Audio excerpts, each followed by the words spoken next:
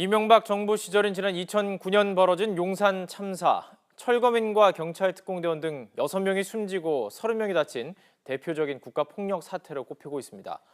당시 경찰 지휘부가 위험을 알고도 무리하게 진압을 강행했고 참사 이후에는 자기 변호와 여론 덮개만 급급했던 사실이 확인됐습니다.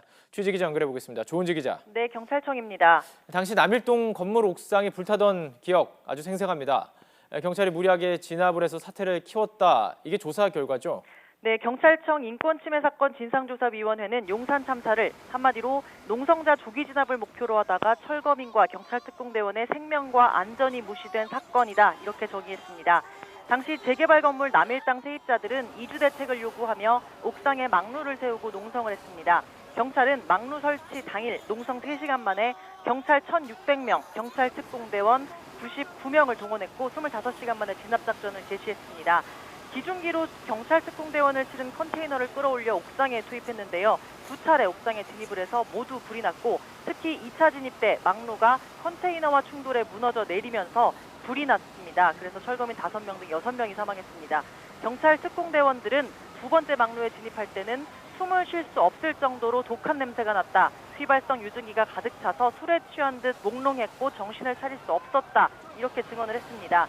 당시 경찰 지휘부는 옥상 막루에 신나와 화염병 등 위험물이 다수 있는 걸 알았고 농성자들이 분신이나 투신, 자해를 할 수 있다고 우려를 했지만 막루의 구조를 분석하거나 진입 방법을 논의한 적이 없습니다. 또 에어매트는커녕 고가 사다리차나 화학 소방차 등 최소한의 대비책도 없었습니다. 실제 당시 경찰 특공대장 제대장은 작전이 불가능한 상황이다. 작전을 연기하자 이렇게 보고했지만 당시 경찰청 지휘부는 겁먹고 못 올라가는 거냐, 밑에서 물포를 쏘면 된다 이렇게 말하면서 거절한 것으로 확인됐습니다.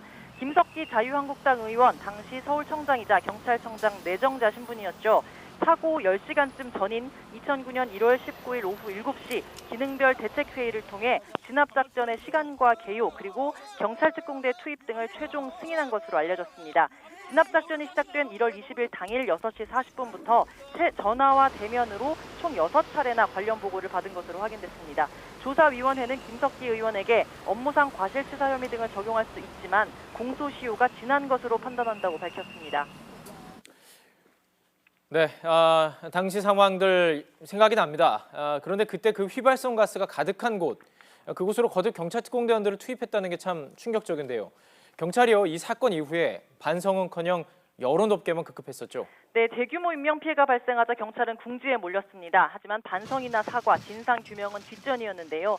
유가족에게 사망 16시간이 지난 뒤에야 시신을 처음 확인시켰을 정도입니다. 부검 필요성이나 결과를 말하지 않은 것도 마찬가지고요. 대신 여론활동의 혈안이었습니다.